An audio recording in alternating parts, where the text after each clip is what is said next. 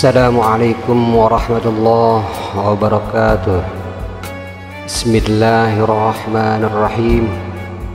Alhamdulillahi rabbil alamin. Nahmaduhu wa nasta'inuhu wa nastaghfiruh. Allahumma salli wa sallim wa barik ala sayyidina Muhammad wa ala alihi wa sahbihi ajma'in. Allahumma alhimna ilman afqahu bihi awamirak wa nawahika warzuqna fahman a'lamu bihi kaifa unajik ya arhamar rahimin. Allahumma arzuqna fahman nabiyyin wa hifdzal mursalin wa ilhamal malaikatal muqarrabin bi rahmatika ya arhamar rahimin. Allahumma akrimna binuril faham wa akhrijna min zulumatil waham waftah lana abwaab rahmatik wa anshur alaina min khazaini ilmik ya arhamar rahimin. Allahumma zidna ilman wa wasi' fi rizqana wa barik lana fi ma razaqtana waj'alna mahbuban fi qulubi ibadik wa azizan fi ayunihim waj'alna wajihan fid dunya wal akhirah wa minal muqarrabin ya kafiran nawar wa ya hasanal fi'ar wa ya qa'iman bila zawar ya mubdi'an bila mithal falakal hamdu wal minnah wa syaraf ala kulli hal walhamdulillahi rabbil alamin. Assalamualaikum warahmatullahi ta'ala wabarakatuh. A'udzu billahi minasyaitonir rajim. Bismillahirrahmanirrahim. Alhamdulillahi rabbil alamin. Assalatu wassalamu ala asyrafil anbiya'i wal mursalin sayyidina wa maulana Muhammadin sallallahu alaihi wasallam wa ala alihi wa sahbihi ajma'in, amma ba'd. Alhamdulillah, kita berjumpa kembali bersama Farid Fatsya Official. Semoga para mustami' senantiasa sehat walafiat, dan semoga Allah Ta'ala melimpahkan rahmat dan maghfirahnya serta memudahkan berbagai urusan para mustami'. Amin ya Allah ya Rabbal Alamin. Baiklah, pada kesempatan kita kali ini akan melanjutkan tentang telaah dari Muqaddimah Ibnu Khaldun bagian kelima, yaitu tentang pasal pertama dari peradaban manusia secara umum dari Muqaddimah pertama Ibnu Khaldun. Hubungan sosial manusia adalah sesuatu yang tidak bisa ditinggalkan. Para filosof menjelaskan hal ini bahwa manusia itu memiliki tabiat madani, yaitu sivil atau sosial. Maksudnya adalah manusia itu harus memiliki hubungan sosial yang menurut istilah mereka disebut sebagai al-madinah, yaitu yang berarti kesipilan atau kependudukan. Ini sama halnya dengan makna al-umron, yaitu peradaban.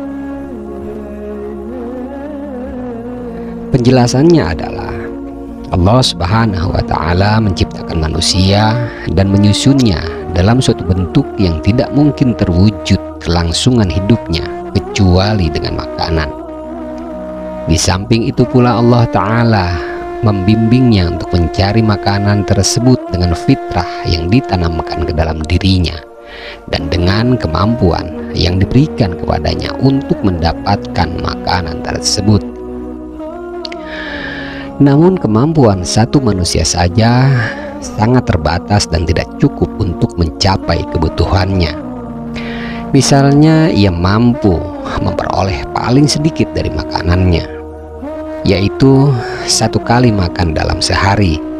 Maka ia tidak dapat menghasilkannya kecuali dengan menumbuk bahan dari makanan tersebut, lalu membuatnya dalam sebuah bentuk adonan dan memasaknya. Ketiga, proses tersebut membutuhkan wadah dan peralatan yang tak dapat terwujud kecuali dengan adanya tukang besi, tukang kayu, dan pembuat tembikar. Contoh lain yaitu ia mengkonsumsi biji-bijian tanpa melalui proses-proses tersebut.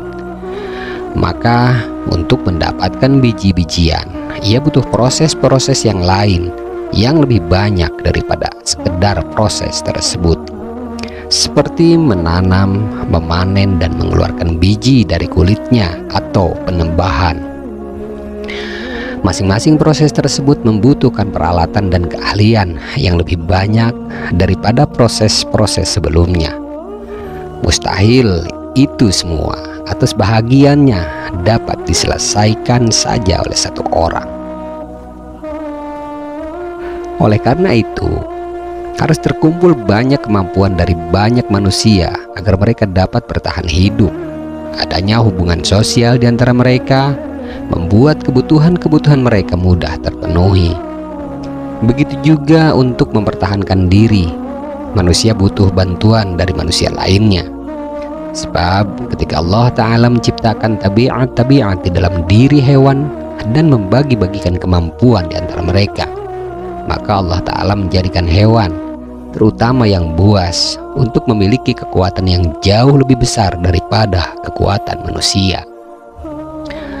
Sebagai contoh, kuda memiliki kekuatan besar daripada kekuatan manusia. Begitu juga dengan keledai dan banteng. Bahkan kekuatan singa dan gajah berlipat kali lebih besar daripada kekuatan manusia. Karena insting memusuhi itu ada di dalam diri setiap binatang, maka untuk masing-masing binatang, Allah Ta'ala menciptakan anggota tubuh yang ia gunakan untuk mempertahankan diri dari serangan musuh-musuhnya. Untuk manusia, Allah jadikan ganti atas semua itu, yaitu daya pikir dan tangan. Tangan dipersiapkan untuk berbagai macam keahlian dan bantuan dari daya pikir yang dimilikinya.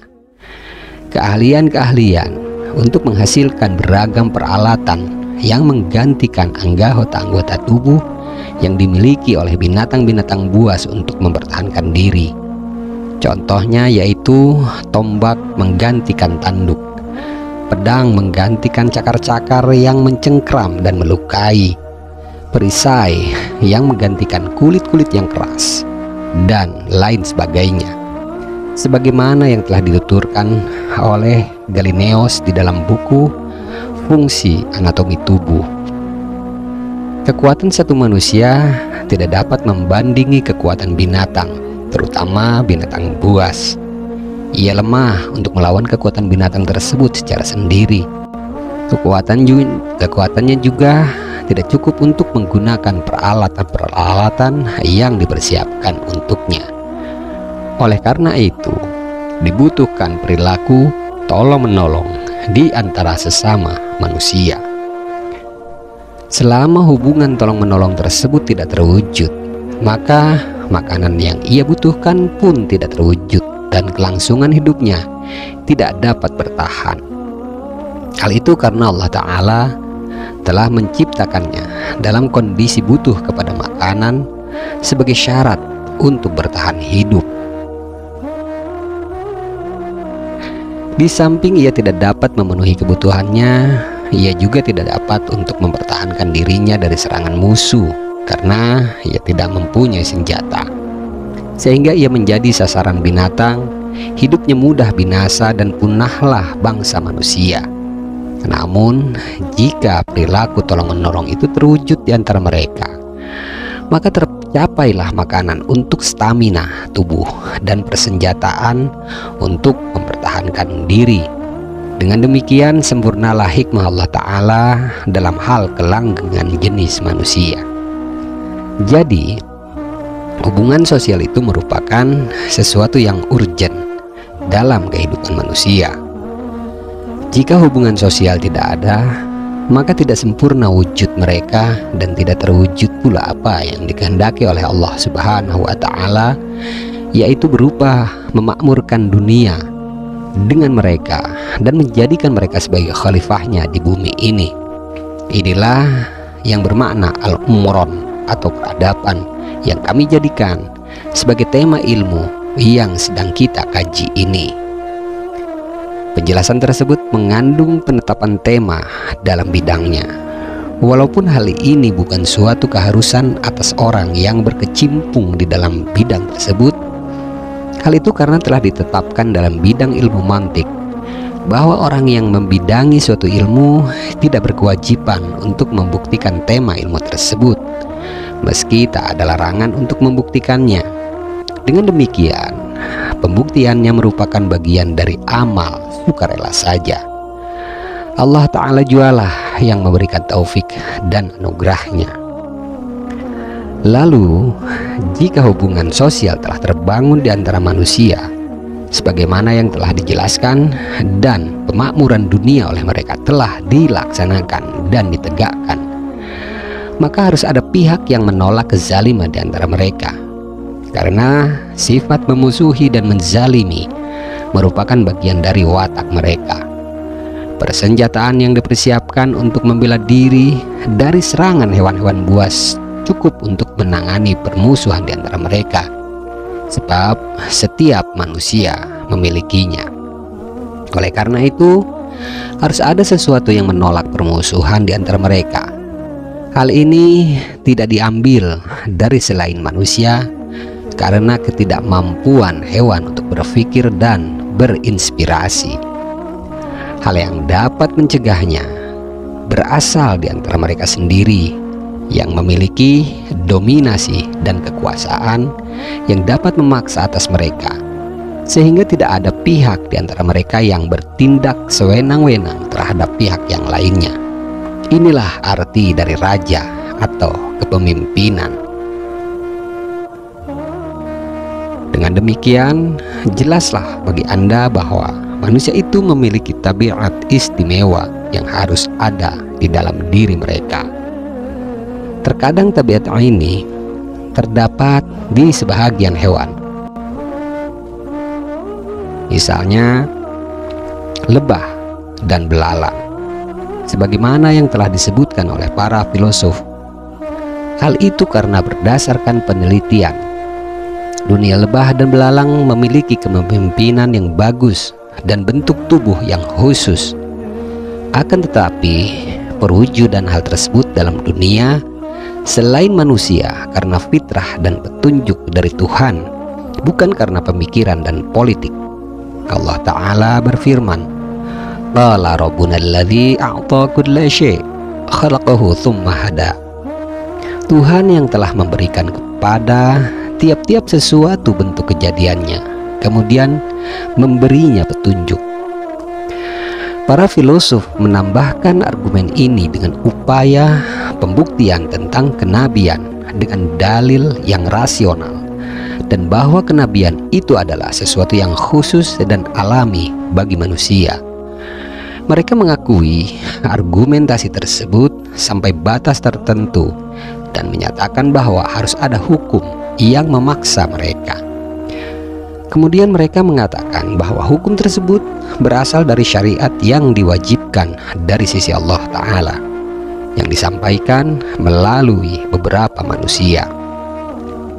Manusia ini harus memiliki keistimewaan dibandingkan dengan yang lainnya, yaitu berupa kekhususan hidayahnya agar mereka mau tunduk dan menerimanya, sehingga penegakan hukum di antara dan terhadap mereka dapat berlaku tanpa ada pengingkaran dan pemalsuan.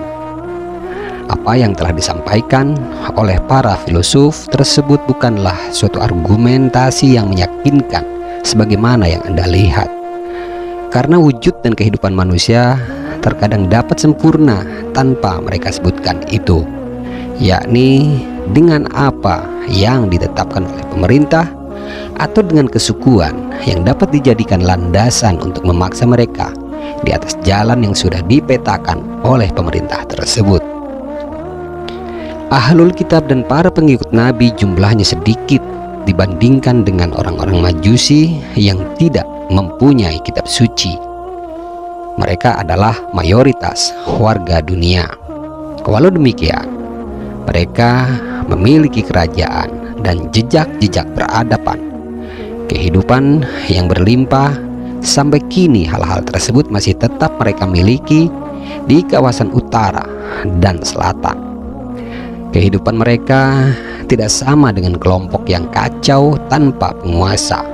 Dengan demikian, menjadi jelas bagi Anda kesalahan mereka dalam menetapkan keharusan adanya nabi di antara manusia. Hal ini menjadi terang bagi Anda bahwa kenabian itu bukanlah sesuatu yang rasional. Pemahaman tentang kenabian itu berdasarkan syariat sebagaimana madhab salaf umat ini.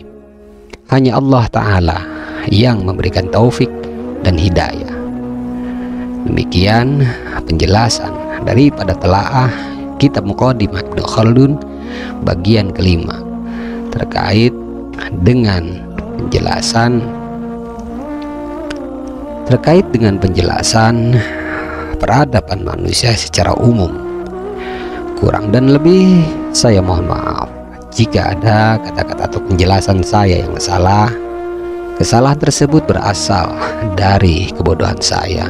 Akan tetapi jika ada kebenaran di dalam penyampaian atau di dalam keterangan tersebut, maka kebenaran tersebut berasal dari Allah Ta'ala. Insya Allah kita akan berjumpa kembali pada muqaddimah kedua, masih di dalam Muqaddimah Ibnu Khaldun, yaitu membahas tentang tema bagian bumi yang memiliki peradaban dan penjelasan atas sebahagian pohon, sungai, dan kawasan.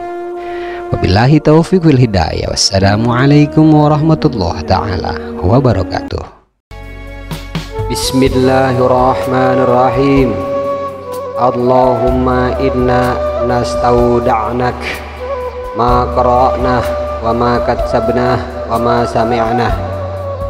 Allahumma ya alim ya alim ya alim, adlimna min ilmik wa abhimna ank wa asmi'na mink wa basirna bik wa aqimna bi syuhudik wa arifna at-tariqa ilaik wa hawinha alaina bi fadlik wa albisna libasat taqwa minka walaka innaka ala kulli syai'in qadir walhamdulillahi rabbil alamin.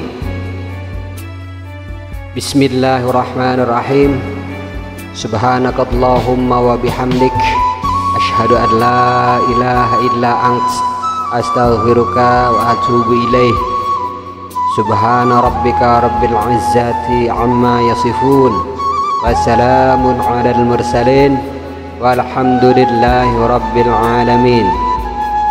Allahumma aqsim lana min khasyatik ma tahulu bihi bainana wa baina ma'asik wa min ta'atik ma tubadlighuna bihi jannatik wa minal yaqin ma tuhawwin mata'na bi asma'ina wa basarina wa quwwatina ma ahyaitana waj'alhu al-waritha minna waj'al tha'rana ala man zalamana wansurna ala man adana wa la taj'al musibatana fi dinina wa la taj'alid dunya akbar hammina wa la mablagha ilmina wa la tusallit alaina man la yarhamuna ya arhamar rahimin walhamdulillahi rabbil alamin.